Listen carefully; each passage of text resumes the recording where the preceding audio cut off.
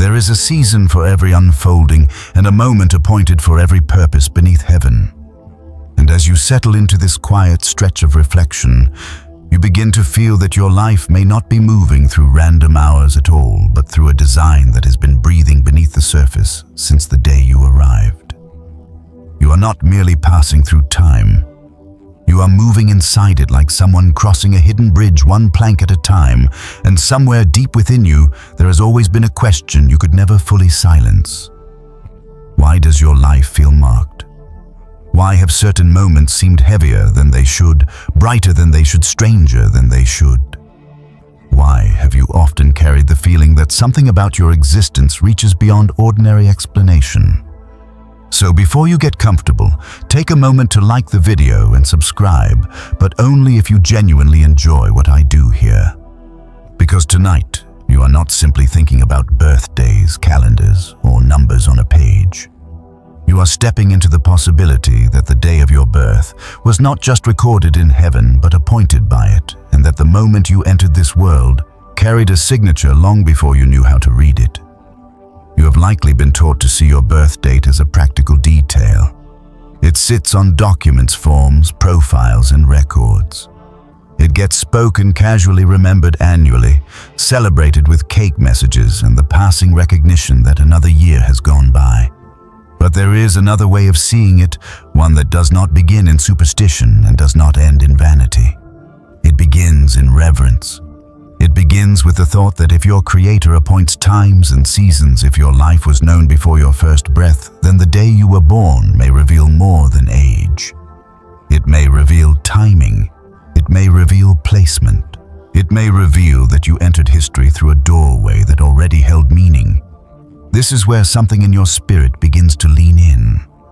Because even if you have never known how to explain it, there may have always been a whisper inside you, telling you that your life carries an unusual texture. You may have felt it as a child, without words for it. You may have sensed it in moments when you looked at other people and wondered why their path seemed simpler, lighter, less burdened by invisible weight.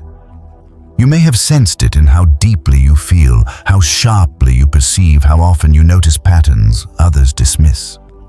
There may have been seasons when you tried to flatten yourself into normalcy, to become less aware, less sensitive, less inwardly stirred by things no one else seemed to notice. Yet even then, something remained. A quiet ember. A sealed letter in your own chest. A sense that your existence is not generic.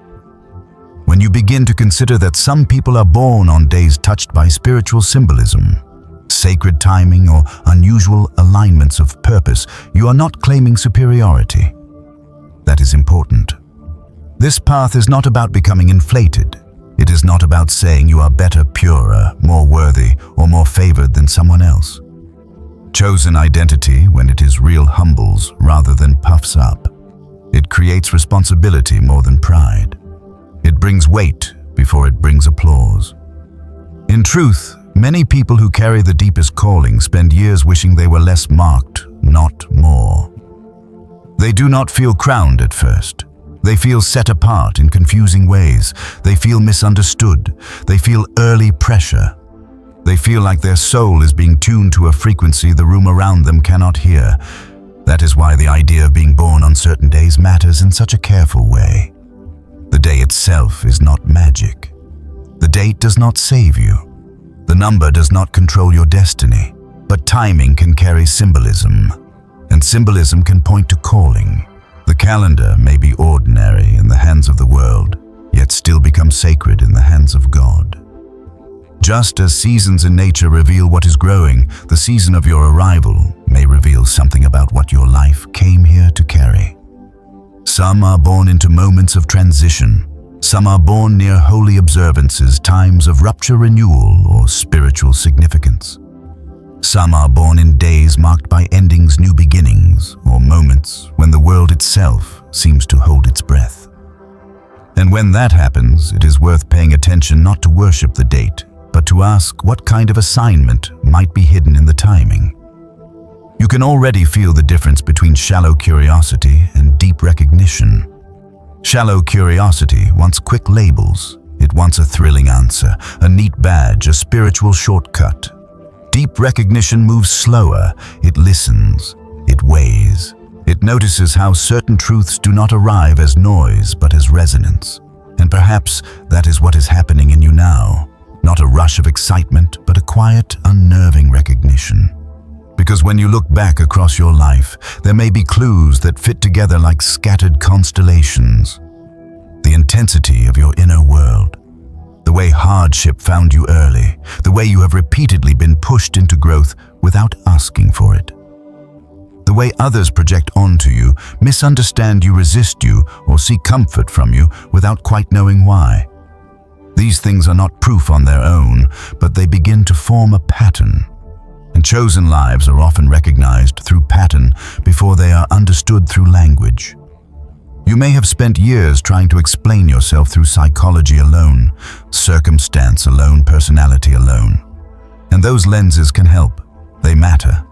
But sometimes they are not wide enough to hold the full shape of your life. Sometimes what you are living has a spiritual architecture. Sometimes the pressure you have felt is not only personal. Sometimes the sense of difference has less to do with ego and more to do with assignment. Sometimes your life has felt like a coded message because in a way it is.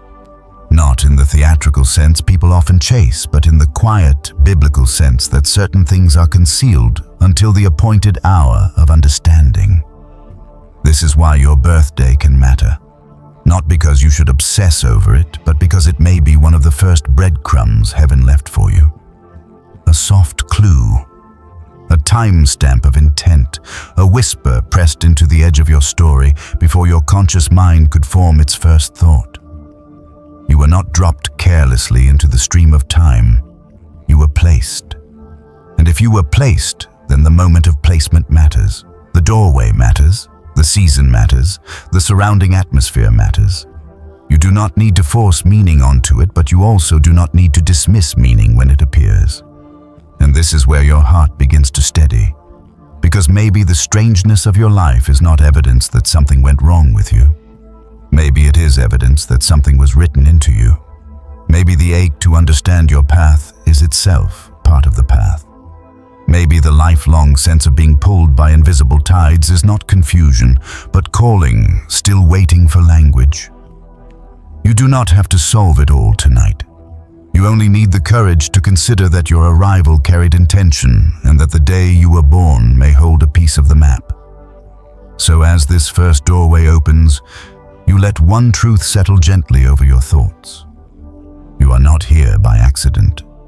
The timing of your life deserves reverent attention, and if certain days do indeed carry the imprint of chosen purpose, then the question is no longer whether heaven knew when you would come.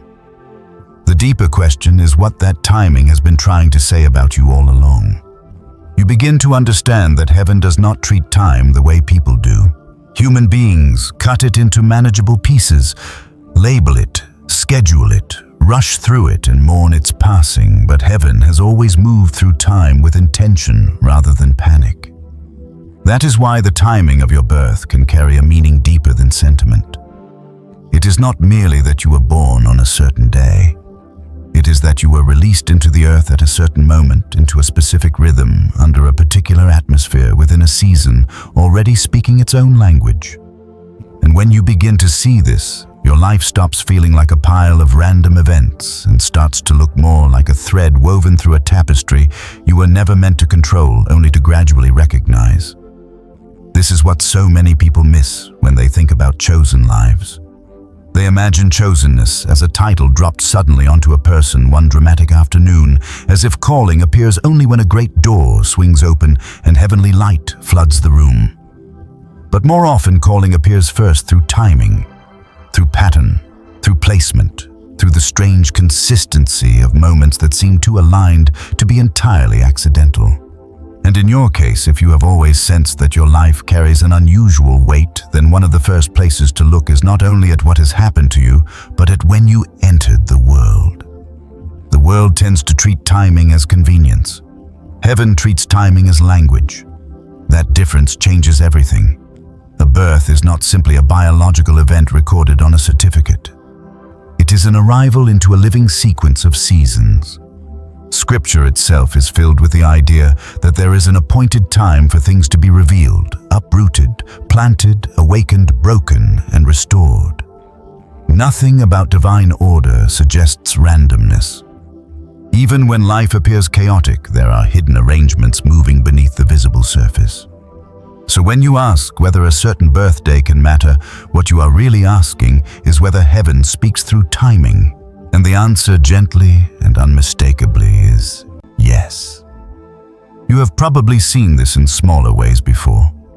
There are moments in your life when something happens too exactly, too cleanly, too symbolically to dismiss. You meet someone at the precise season you need a lesson. A door closes just before a worse path opens. A painful ending forces you toward a truer beginning. A delay you hated becomes a protection you later thank God for. These things teach you that timing has texture, it has intelligence, it has mercy in it. And if divine timing can shape the unfoldings of your life later, why would it not be present at the very beginning of your life as well? This is why the timing of your birth deserves reflection without fear. Not obsession, not superstition, reflection. Because some souls arrive in quiet seasons and their lives become ministries of hidden strength. Some arrive in turbulent seasons and their lives become anchors during upheaval. Some arrive near sacred observances, symbolic thresholds, times associated with sacrifice. Rebirth, cleansing, deliverance, or revelation. Some seem to enter the world when one cycle is ending and another is straining to begin. And those people often spend much of life carrying the energy of transition. They become bridge builders without trying. They become the ones who can survive endings and guide others through change. Even before they understand themselves, their timing has already whispered their assignment. This may explain why you have often felt pulled between worlds. Not in a dramatic or theatrical sense, but in the subtle way that some part of you always feels older than your age and more awake than your environment. You may have been the one who sensed things before they were said, the one who felt the emotional atmosphere in a room before anyone else admitted it, the one who outgrew certain illusions early, not because you wanted to, but because life kept forcing you into deeper waters. That does not happen in a vacuum. It is often the fruit of a life released into time with a purpose that requires unusual awareness. Heavenly timing also explains why chosen ones so often feel out of sync with the world around them. The world values speed, reaction, comparison, and noise. But souls marked by purpose are often trained in another rhythm altogether.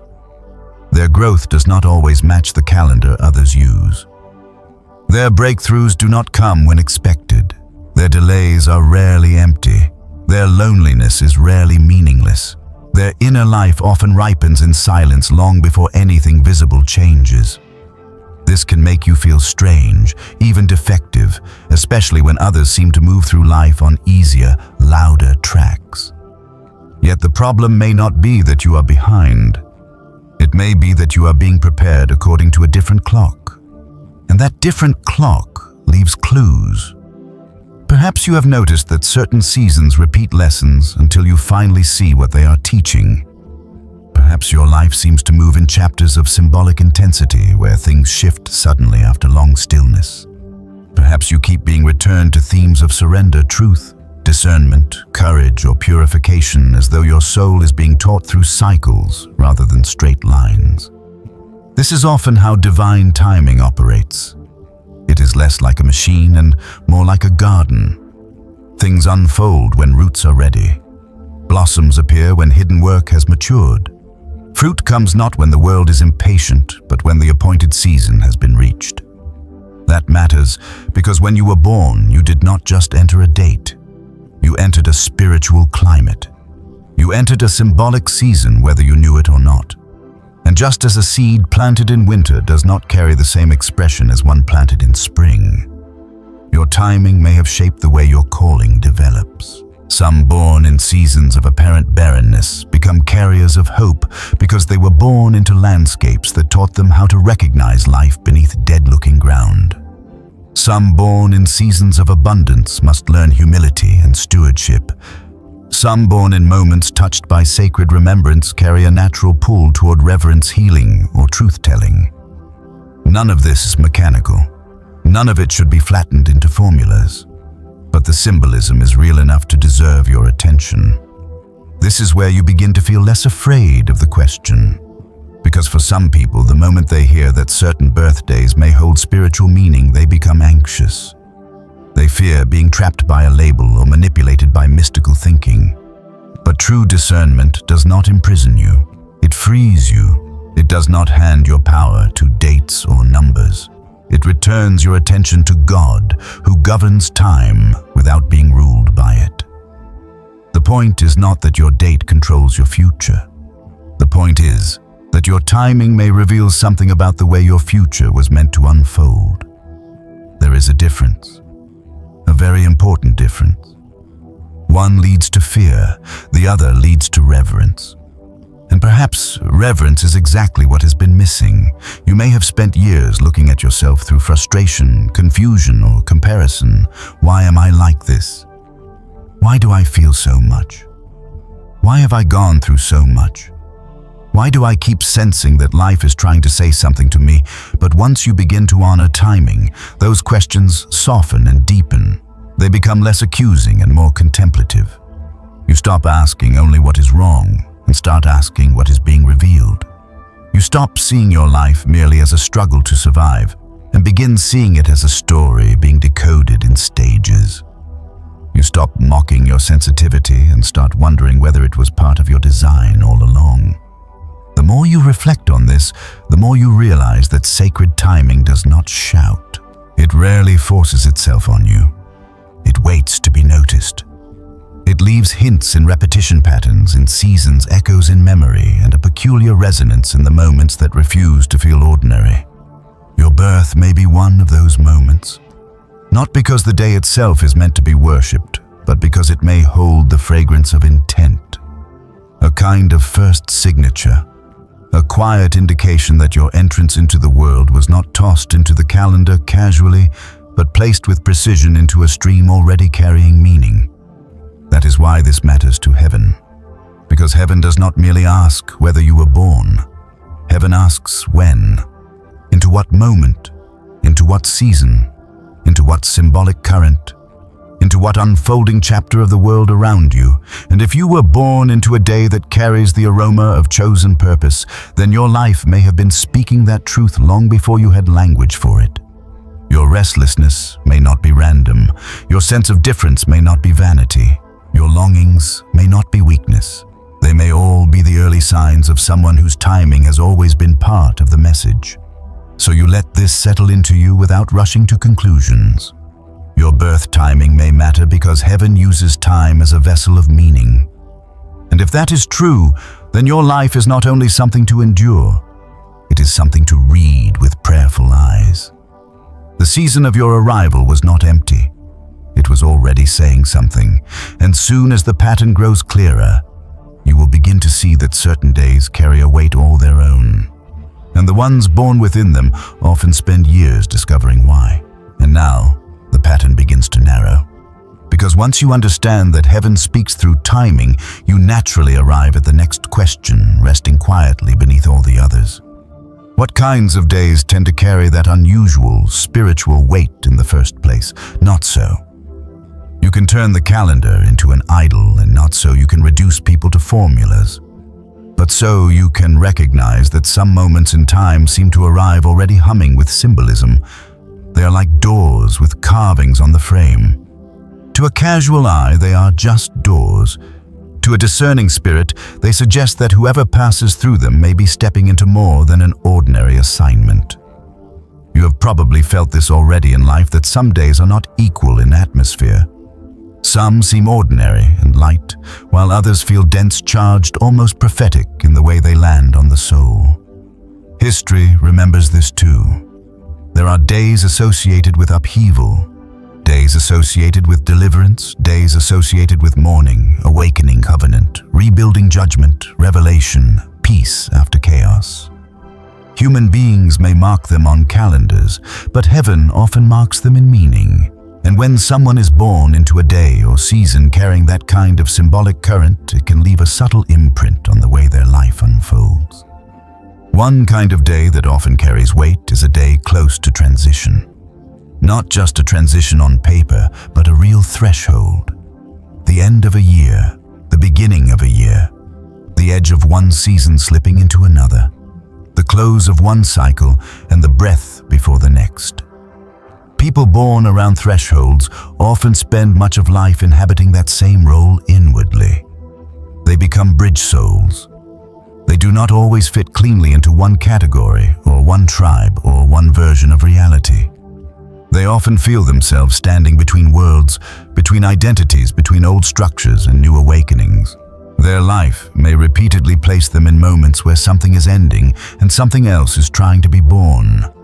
They become translators of change, often without realizing that they were shaped for this from the very beginning. This can be exhausting. Threshold people often feel stretched. They know what it is to leave a room emotionally before their body exits it. They sense when a chapter is over before everyone else admits it. They outgrow roles, illusions, friendships, even versions of themselves earlier than they would like. Yet this sensitivity is not accidental. If you were born near a doorway in time, you may spend your life helping others cross doorways too. You may be someone who carries the grace to release what has died and the courage to welcome what has not yet fully formed. And that grace does not come cheaply. It is usually forged through discomfort, ambiguity, and repeated invitations to trust what you cannot yet see. Another kind of day, often linked with chosen souls, is a day touched by sacred remembrance. These are days connected directly or symbolically to worship, deliverance, sacrifice, cleansing, or renewal. Again, the point is not to become rigid or mystical in a shallow way. It is simply to notice that being born near moments of collective reverence can sometimes shape the soul with unusual spiritual sensitivity. People born in these atmospheres often carry a strong pull toward meaning. Even when they try to avoid it, they find themselves asking deeper questions. They may be less satisfied with surfaces, less able to live entirely for distraction, less willing to numb themselves for long. Something in them keeps returning to truth, to essence, to the things that matter beyond appearance. You may recognize that in yourself. Perhaps even in your younger years, there were moments when you looked at life and felt that ordinary explanations were not enough.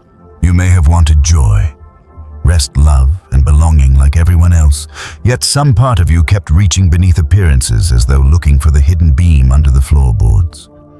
That is often how a spiritually marked life behaves. It is not always dramatic. Sometimes it is just persistent, a quiet refusal to remain shallow, a deep hunger that survives every attempt to silence it. If that has been true of you, then the day of your birth may have been more than a date. It may have been an atmosphere that introduced you to the world with a certain spiritual orientation already alive inside you. There are also those born in days of collective tension, disruption, or uncertainty. This is another pattern worth noticing. Some souls enter the world in moments when families are under pressure, when nations are shifting, when communities are carrying fear, or when something in the larger field is unstable. These people often spend their lives learning how to locate peace in turbulence. They may become calming presences later, but only because they first had to learn how to survive inner weather. No child should have been asked to navigate so early. If that is part of your story, it may explain why you developed unusual discernment, emotional depth, or endurance long before it seemed fair. People born under these pressured skies are often underestimated. Others see their quietness and mistake it for fragility. Others see their watchfulness and mistake it for distance. But beneath that surface is often a remarkable kind of training. You learn how to read atmospheres. You learn how to tell when something is off before words confirm it. You learn how to carry responsibility in silence. You learn how to become strong without needing to look strong. These are not accidental traits. They are often the fruits of being born into a field of tension that, while difficult, also sharpened your sensitivity and forced your spirit to wake up early. Then there are days marked by numerical symbolism, repeated patterns, or memorable alignments. This is where people can become either very discerning or very careless, so you must move slowly here. Numbers in themselves are not gods. They are not engines of destiny. But throughout spiritual history, repetition and pattern have often served as signals. Certain people are born on dates that later seem to echo their life in curious ways. Repeated digits, mirror dates, symbolic day-month alignments, dates tied to meaningful sequences in family history or sacred memory. These things should never become superstition, yet neither must they be mocked when they appear with genuine resonance. Sometimes a pattern is just a pattern. Sometimes it is a breadcrumb. Wisdom is learning the difference. If your birth falls on a day like that, you may have felt from early on that your life does not move in bland lines. It moves in symbols, callbacks, repeating themes, strange recurrences. Certain lessons revisit you in new clothing. Certain places, names, or seasons echo back to you. Certain emotional currents seem older than the immediate moment. That can make life feel uncanny, almost like you are reading a story that is being written while you live it. And perhaps that is not far from the truth. Chosen lives often carry symbolic repetition, not because they are controlled by signs, but because their path tends to be layered with meaning that reveals itself slowly. Another type of spiritually weighty day is the kind that seems ordinary outwardly but becomes significant through its hidden contrast. This matters more than people think. Not every chosen birth arrives with thunder. Some happen in quiet obscurity in unnoticed homes in plain circumstances on days no one would have marked as important at all. Yet the contrast itself becomes part of the message. Heaven loves to conceal treasure in ordinary wrapping. A life born in simplicity may later carry extraordinary influence. A person overlooked at the beginning may later become a source of light for many. The hiddenness does not cancel the calling. It often protects it. This may be one of the reasons you have struggled to explain yourself. Outwardly, parts of your life may have looked unremarkable. Nothing theatrical, nothing instantly convincing to other people. Yet inwardly, there has always been that strange pressure, that inward stirring, that sense that something about your path refuses to be fully explained by appearances. That is often how hidden callings behave. They begin like seeds underground. No one applauds a seed. No one gathers crowds around buried beginnings. And yet inside the silence design is already unfolding. As these kinds of days come into focus, you start to see the deeper point. The weight of a birthday is not about creating categories that flatter the ego. It is about recognizing that heaven may choose certain atmospheres, thresholds, symbolic seasons, or quiet contrasts as the setting for a soul with unusual purpose. And if you were born into one of those settings, then some of the tension in your life may make more sense. You were never meant to be read only at the surface level. Your life may require spiritual literacy. It may need to be listened to, not just measured. This is why when people say certain days are linked with chosen ones, the mature response is neither blind belief nor automatic dismissal. It is thoughtful discernment. You look at the timing, yes, but you also look at the fruit. You look at the patterns of your life. You ask whether the day aligns with the lived evidence of your spirit, your trials, your sensitivities, your assignment. Because the calendar alone is not the message. The calendar and the life together begin to speak. And when they echo each other, when the timing and the pattern fit together like bone and breath, you start to realize that the day of your birth may indeed have carried a whisper. Not the whole story, but the opening note. And perhaps that opening note has been playing softly underneath everything ever since. In the way you endure, in the way you notice, in the way you carry both gentleness and gravity, in the way transition follows you, in the way hardship did not erase you but deepened you. The days that carry weight are not rare because they are flashy. They are rare because they introduce lives that cannot stay entirely asleep. If you were born on such a day, then it is no wonder you have always felt that ordinary life never fully explained you. The The timing itself may have marked you as someone who would one day need to understand why. By now, you can feel the pattern gathering weight, because once certain days begin to stand out, the next question is no longer only about the calendar. It becomes personal. It becomes inward. It becomes the quiet reckoning you may have avoided for years. If your timing carries meaning, then what signs have followed you through life that suggest you were never meant to move through this world in an entirely ordinary way? This is where the truth becomes harder to dismiss, because dates can be debated. Symbolism can be interpreted and patterns can be questioned, but the inner life you have lived is something you know from the inside. You know what it has felt like to be you. You know what it has cost to carry your particular mind, your particular sensitivity, your particular way of moving through rooms, relationships, silence and change. And if you are honest, there may have always been signs that you felt different long before you knew how to frame that difference. One of the first signs is that your inner world has always seemed more active than your outer life could explain. Even as a child, you may have sensed layers in things that others brushed past. A conversation was never just a conversation. A room was never just a room. A person's smile was never simply a smile. You often felt what was underneath. You detected tension beneath politeness, sorrow beneath performance, envy beneath praise, longing beneath anger. And because you noticed these deeper currents, you may have grown up feeling both unusually aware and strangely alone. It is difficult to feel at home in environments where everyone is speaking on one level while you are sensing three others underneath it. This kind of sensitivity is not always convenient. In fact, it can make childhood confusing and adulthood exhausting.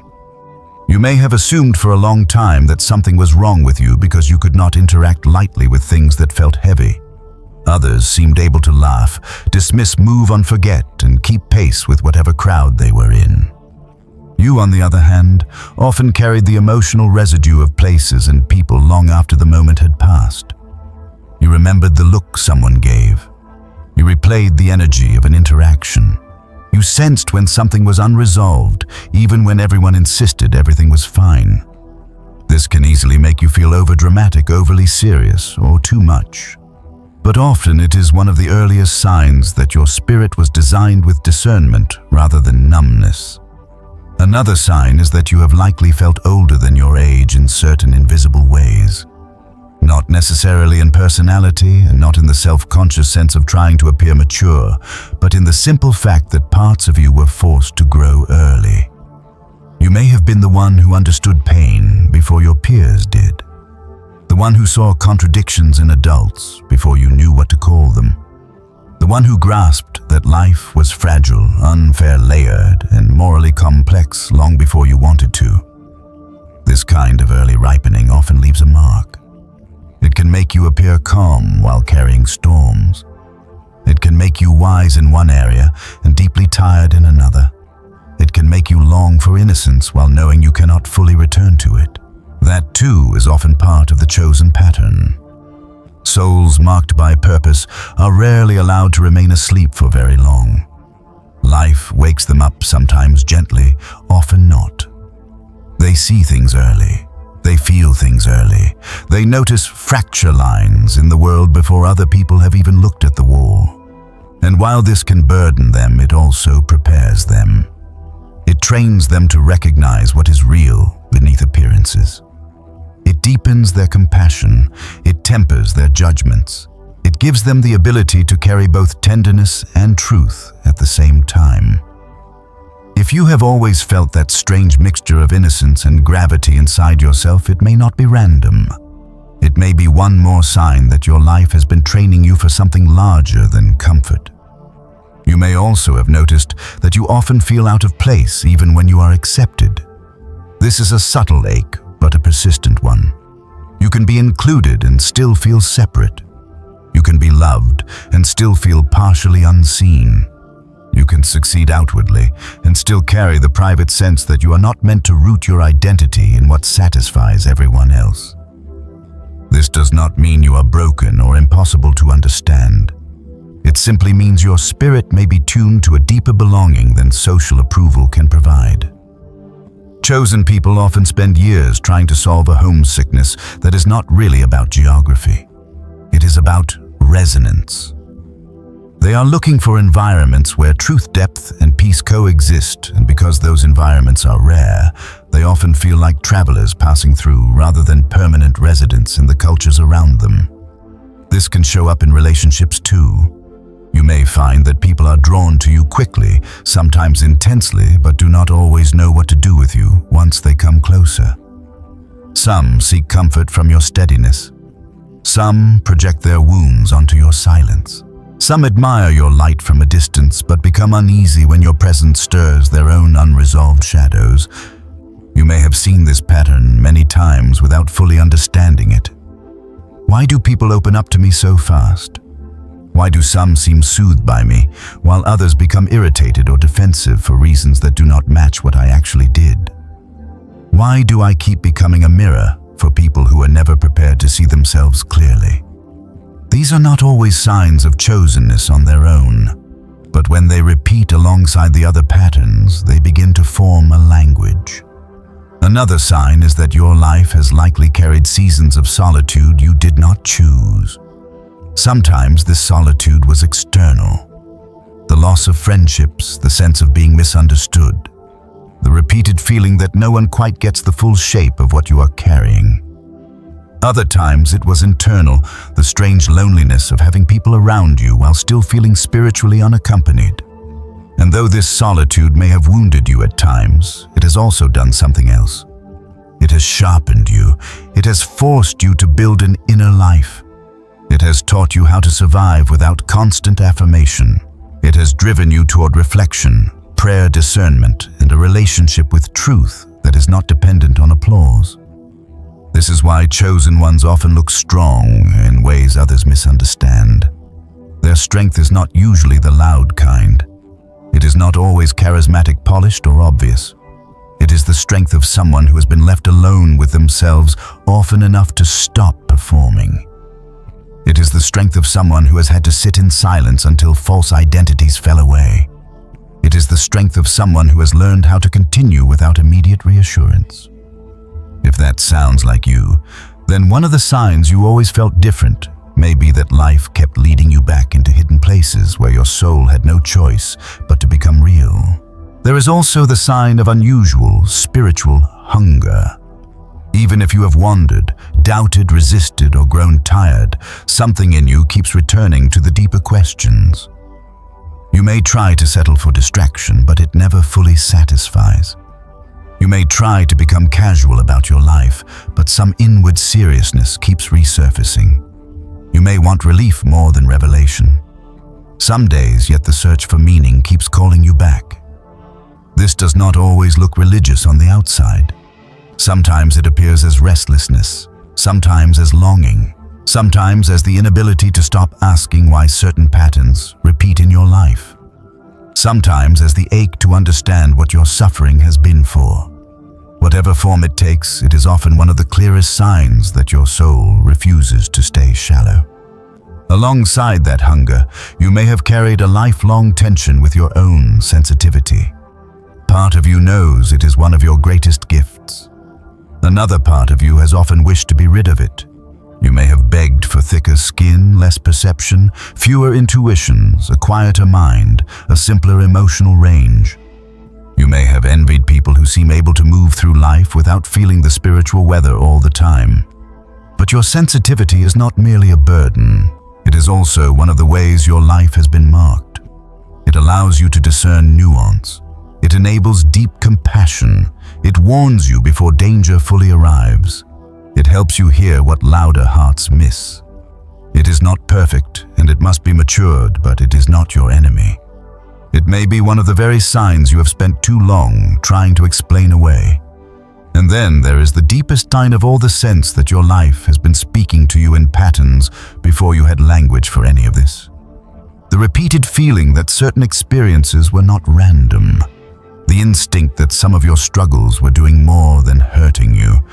The strange awareness that even your pain seemed to contain instruction. This can be difficult to explain to people who have not lived it. They may hear you and think you are romanticizing hardship, but that is not what this is. You are not glorifying pain. You are recognizing that some lives are taught through it in unusually intense ways. You are realizing that the things that made you feel different were not always signs of damage alone. Sometimes they were signs of design unfolding under pressure. So when you ask whether you have always felt different, the answer is likely yes, but not in the shallow sense people often imagine. Not because you were meant to become self-important, not because your life exempts you from humility, accountability, or ordinary human struggle. You felt different because your inner architecture may have been built to hold a certain kind of depth.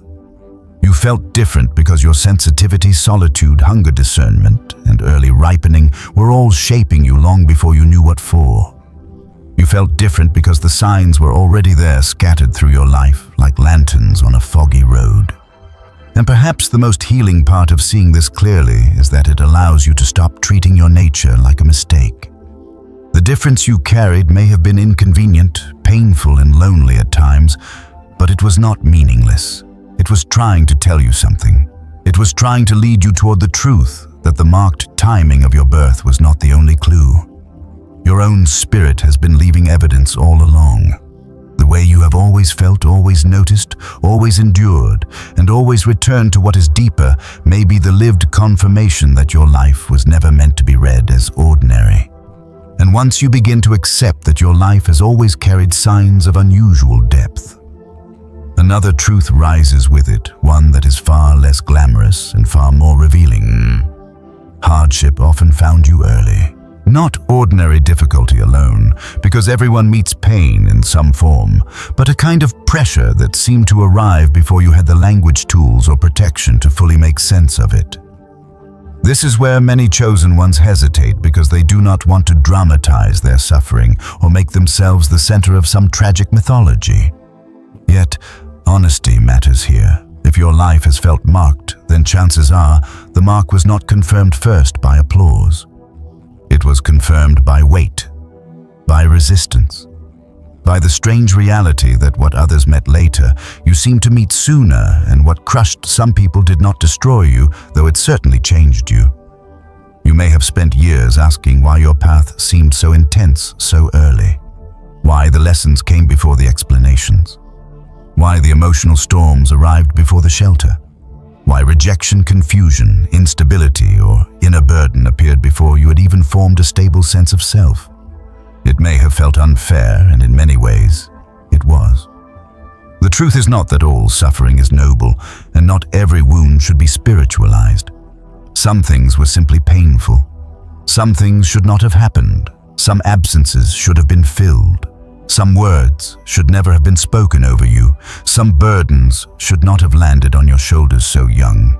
But even without glorifying what hurt you, you can still recognize that unusual hardship often gathers around lives that carry unusual assignment. This is one of the oldest patterns in sacred storytelling and in human experience. What is meant to hold weight is usually reinforced early. What is meant to survive impact is often shaped under pressure before it is ever seen in public. A tree that will later stand in harsh weather must deepen its roots while it still looks small. Iron is not strengthened by speeches. It is strengthened by fire force repeated shaping. And while your soul is not metal and your life is not an object lesson, the principle still whispers through your story. What has had to carry much is often prepared through much. That preparation does not always feel holy while you are inside it. Often it feels lonely, bewildering, and severe. But later, when you look back, you begin to see that some of what nearly broke you also trained you. Perhaps you learned vigilance too early. You became the child who could sense moods, read the room, calculate safety, and adapt quickly. Maybe you became quiet, not because you had nothing to say, but because silence felt safer than being misunderstood. Maybe you matured fast in certain areas because life kept handing you realities that childhood was not meant to hold. These adaptations may have cost you softness in some seasons. They may have made joy harder to trust. They may have built in you a habit of scanning for danger even when none is present. Yet alongside the cost, they also built capacity. The ability to perceive, the ability to endure, the ability to keep functioning even when clarity had not yet arrived. That is one of the hidden truths about early hardship. It often creates capacities that later become part of your calling. The same child who learned to read tension becomes the adult who can discern what others miss. The person who had to survive isolation becomes the one who can stand alone when truth requires it. The one who faced instability becomes the one who knows how to anchor others in a storm. None of this excuses the pain. None of it means you should be grateful for every wound. But it does mean your suffering may have produced more than scars. It may also have formed instruments. This is why chosen ones often carry such a complicated relationship with their own strength. On one hand, people admire it. They say you are resilient, deep-grounded, mature, hard to shake. On the other hand, you know the private cost of becoming that way. You know that some of your strength was born from having no easy alternative. You know that composure was sometimes built from necessity, not preference. You know that discernment was often purchased through disappointment. So when others compliment your depth, part of you receives it, and part of you quietly remembers what it took. This complexity matters because it keeps you humble. It reminds you that your strength is not a performance. It is the aftermath of survival, the fruit of wrestling, the result of being shaped in places most people never saw. And there is something else early hardship often does. It strips away illusions sooner than comfort would have. It teaches you that appearances can lie. It teaches you that not everyone who smiles is safe. Not every promise is solid. Not every system protects the vulnerable. Not every loud voice carries wisdom. This can make you seem older than your years, sometimes even cynical if the pain is fresh. But in its purified form, it becomes wisdom. It becomes the ability to see clearly without becoming cruel. It becomes the refusal to be seduced by surfaces. It becomes the kind of maturity that can love people honestly without worshiping them blindly. If you were born on a day carrying spiritual weight, and if your life has shown the signs we have been tracing, then it would make sense that hardship found you early too. Not because heaven delighted in your pain, but because your soul may have been entrusted with assignments that required refinement before recognition. Some people are allowed longer seasons of innocence because their path will not demand the same kind of discernment early on. Others are awakened sooner because their future requires a different level of depth. This is difficult to accept while you are still grieving what was lost. But it can become healing when you realize that your life was not abandoned to chaos. Even the painful parts may have been woven, not caused by God in every instance, but nonetheless gathered into a larger work of preparation. You can probably see this most clearly in the things that would have crushed a shallower identity but somehow did not erase you. They may have wounded your trust. They may have complicated your view of love. They may have made certain seasons terribly lonely, but they did not empty you.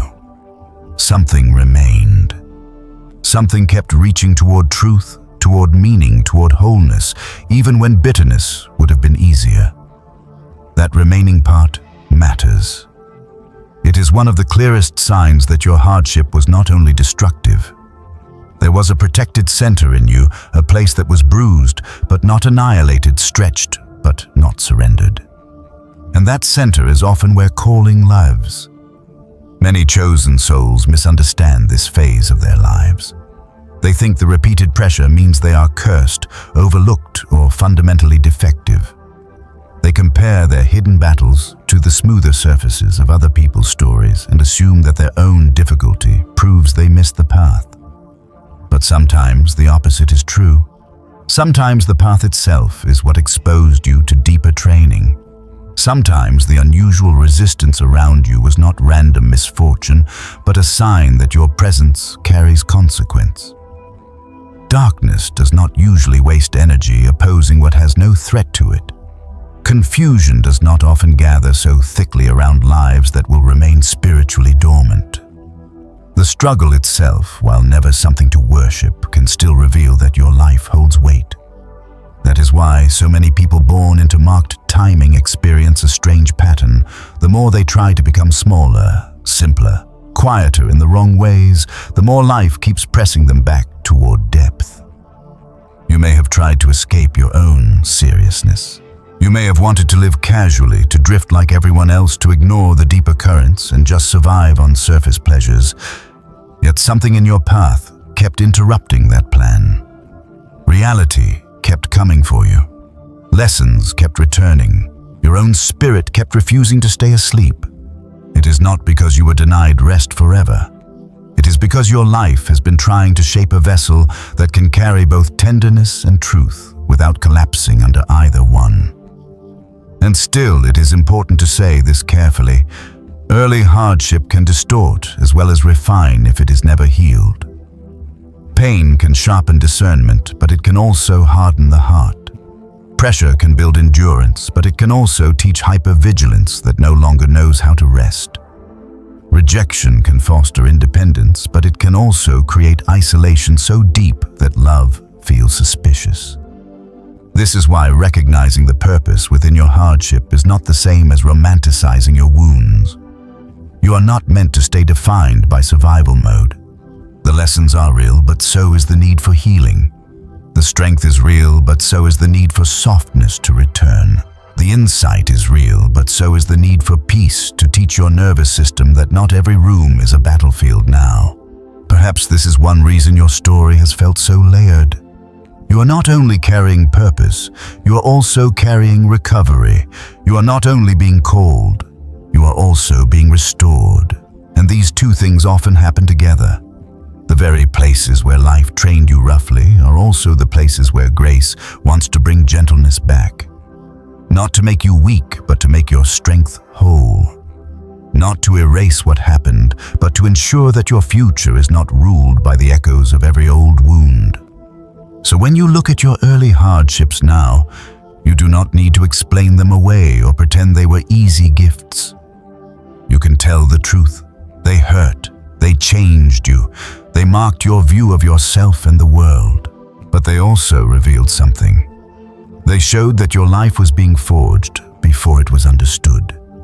They showed that you were being given unusual endurance, unusual perception, unusual inner reach. They showed that the marked timing of your birth was not an empty symbol. It came with evidence. It came with shaping. It came with a pressure that, however painful, was building a soul capable of carrying more than comfort alone could ever have produced.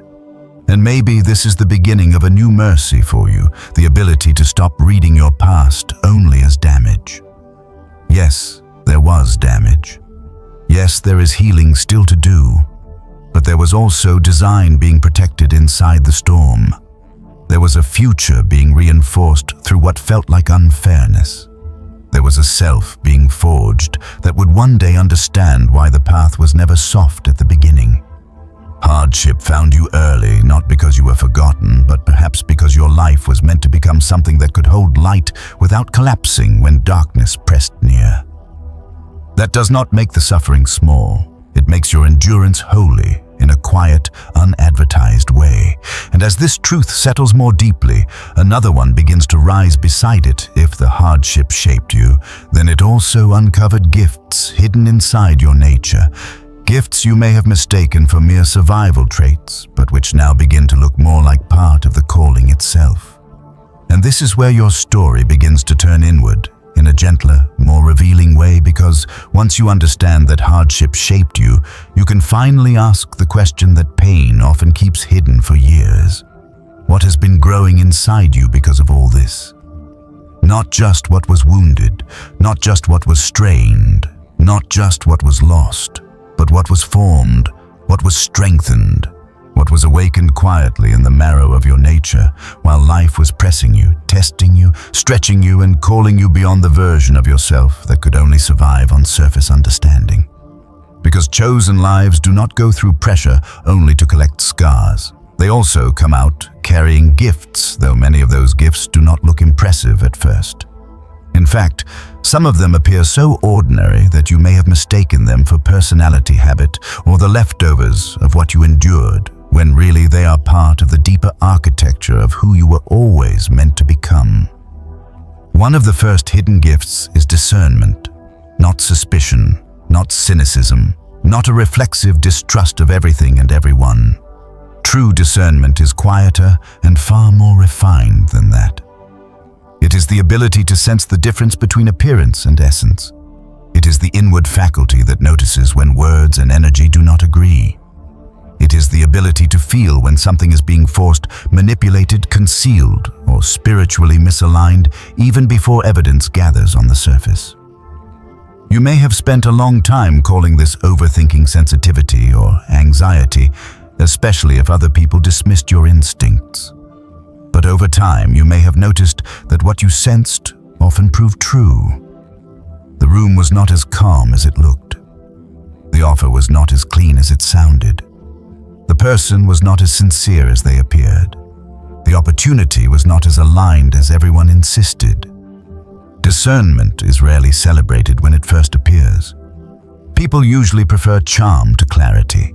They prefer what feels exciting to what feels true. So if you carry discernment, you have probably spent years swallowing what you know because you did not want to seem negative, difficult, or out of step with everyone else. Yet this gift keeps returning, asking you to trust it. Not to worship it, because discernment must remain humble and teachable, but to stop insulting it by pretending it is nothing. A chosen soul often carries discernment as one of its earliest protections. It helps you navigate confusion before you can explain why you feel uneasy. It keeps you from surrendering yourself too easily to glitter pressure or false urgency. It may be one of the reasons your path has felt slower than other people's, because your spirit often refuses to move at the speed of what is merely attractive. It wants resonance. It wants truth beneath the surface. Another gift that often forms in hidden places is endurance. Again, not the glamorous kind, not the theatrical image of being endlessly strong, fearless, or unaffected. Real endurance is quieter. It is the ability to remain present through long processes without collapsing into despair. It is the capacity to keep your center while life unfolds more slowly than you hoped. It is the stubborn, holy refusal to let darkness write the final sentence over your mind. You may not think of yourself as enduring because you remember all the times you felt tired, uncertain, even close to giving up. But endurance is not the absence of weariness. It is the choice to continue through weariness without surrendering your soul. If you look back honestly, you may see that endurance has been one of your strongest hidden gifts all along. You have survived things that should have emptied you. You have lived through seasons with very little external validation. You have kept moving through confusion, silence, misreading, and delay. You may have paused, wept, questioned, retreated, and regrouped, but still something in you kept standing back up. That is not an accident. That is not merely grit. It is a formed strength. And because it was forged quietly, it often becomes one of the most reliable parts of a chosen life. People who carry endurance become stabilizers. They become the ones who can remain when everything flashy has burned off. They become the kind of souls who do not only start journeys, they finish them. And then there is intuition, which many people misunderstand because they reduce it to impulse or mystical performance. But in its mature form, intuition is often the fruit of spiritual listening. It is the quiet knowing that rises without noise. It is the subtle inner signal that tells you when to wait, when to move, when to pull back, when to speak, when to stay silent, when a person is safe, when a direction is off, when something unfinished is trying to return for healing. If discernment reads what is before you, intuition often senses what is forming underneath. It is less about argument and more about attunement. You may have experienced this gift many times without giving it proper honor. Perhaps there were moments when you knew not to go somewhere and later understood why. Moments when you felt drawn toward a certain person, message, place, or decision before the logic was fully clear. Moments when an inward nudge preserved you redirected you, or revealed something you would have missed if you had ignored it. These moments are not random. They may be evidence that your nature has been trained to listen beneath the noise. In a world addicted to volume, this is a rare gift. And if you were born in marked timing shaped by early pressure and guided through seasons of solitude, it makes sense that listening would become one of your strongest internal skills. There is also the gift of depth. This one is easy to underestimate because depth is not flashy. It does not market itself well. It does not always win in shallow environments. But depth is one of the most precious gifts a chosen life can carry. Depth means you do not remain trapped in appearances. You seek essence. You want to understand the heart of a thing, not only its costume. You can sit with paradox longer than most people. You can feel grief and gratitude in the same season. You can hold compassion without abandoning truth. You can remain with uncomfortable questions long enough for real wisdom to form. This makes your life heavier at times, yes, but it also makes your contribution richer. Depth creates healing presence. It creates trustworthy insight. It creates a kind of inner gravity that helps others feel less scattered when they are near you. You may have noticed this already in your relationships. People often tell you more than they planned to.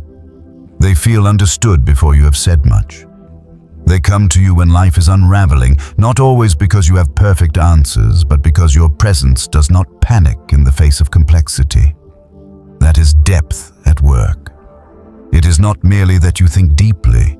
It is that you can remain emotionally and spiritually present in places where others become reactive, superficial, or evasive.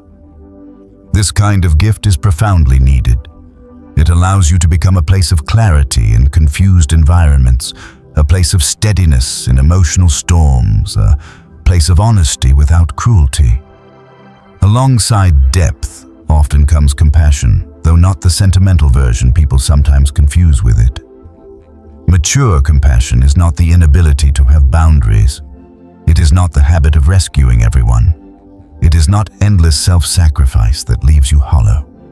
True compassion is the ability to see pain clearly without becoming controlled by it.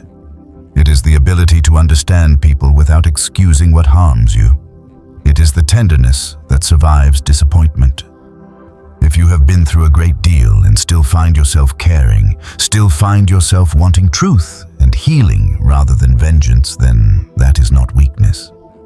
That is one of the clearest gifts your life has formed. The world often hardens under pressure. A chosen heart may become wiser, but if it is healing well, it does not become stone. This is part of what makes your nature spiritually significant. You are not only learning things, you are becoming a certain kind of vessel. A person who can see clearly without becoming cold. A person who can endure deeply without becoming numb. A person who can discern danger without abandoning love. A person who can feel the weight of life without losing reverence for it. Those are not common gifts. They are cultivated slowly, usually painfully, and often in hidden places where no one applauds the process. Yet once formed, they become part of your calling. They shape how you lead, how you love, how you warn, how you serve, how you heal, and how you remain faithful when easier personalities might drift. You may also carry the gift of pattern recognition. This is not merely intellectual. It is spiritual and emotional as well. You notice recurrence. You remember what others forget. You feel when a situation resembles an older lesson, even if the details are different. This allows you to learn in spirals rather than circles. You begin to recognize what is being repeated, what is being invited, what has not yet healed, what is being confirmed, what is trying to return in a higher form. This gift can save years of wandering if you honor it. It can help you stop calling everything new when some things are simply old lessons wearing new clothes. It can help you see the design in your life more clearly, because pattern recognition allows you to read continuity where others only see isolated events. And yet, as beautiful as these hidden gifts are, many chosen ones struggle to receive them. Why? Because the gifts were formed in pain, and that makes them easy to mislabel. Discernment gets mislabeled as anxiety. Endurance gets mislabeled as emotional suppression. Intuition gets mislabeled as overthinking. Depth gets mislabeled as heaviness. Compassion gets mislabeled as vulnerability. Pattern recognition gets mislabeled as rumination. In some cases, healing is needed so the gift can separate itself from the wound that carried it into visibility. That is important. Not everything that emerged from hardship is automatically healthy, but buried inside many of your survival patterns may be a sacred function waiting to be purified and trusted. This is why your next season cannot only be about understanding your past. It must also be about receiving your nature differently. The things you once tried to shrink may be the very instruments your calling needs. The sensitivity you called weakness may become wisdom once it is grounded in peace. The silence you thought was emptiness may become listening once you trust what it contains. The slowness you judged in yourself may actually be careful alignment. The inability to live casually may not be a flaw at all. It may be proof that your spirit has been built for meaning. And perhaps that is the quiet revelation unfolding here. The gifts in your nature were never random traits scattered into your life without design. They are connected. Discernment guards the path. Endurance sustains the journey. Intuition guides the timing. Depth holds the weight. Compassion keeps the heart alive. Pattern recognition helps you read the map. Together, they form an inner architecture that looks remarkably like preparation, remarkably like calling, remarkably like the life of someone who was not only born in meaningful timing, but was also shaped to carry meaningful work. So now you can look at yourself a little more gently, not with ego, not with fantasy, but with reverence. You can begin to see that what hardship formed in you may be part of why you were entrusted with that hardship at all. Your nature is not a random collection of strange sensitivities and tired strengths. It may be a set of instruments being tuned one by one for the life you were meant to live. And once that becomes clear, another truth follows close behind, because gifts do not grow in a vacuum. When a life begins to carry this kind of light resistance, often notices long before the person carrying it fully understands why.